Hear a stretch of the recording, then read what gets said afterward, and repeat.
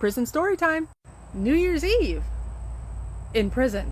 Now, if you think that incarcerated individuals don't party for New Year's Eve, you would be dead ass wrong. Because yes, they do. One year in particular, I had probably the coolest lieutenant of the entire time I worked there, supervising the compound that I was on. And he was very lax with a lot of his rules because he had been there for a while, right?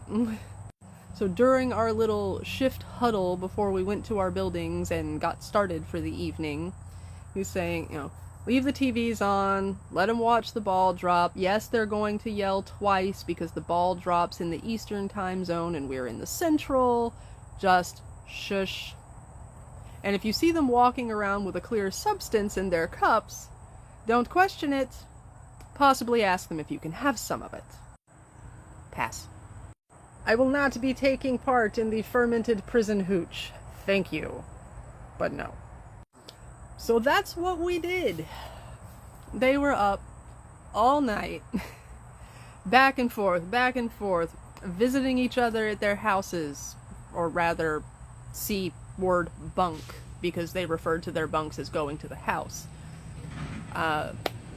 Closer to midnight rolls around, and I have got dudes in my building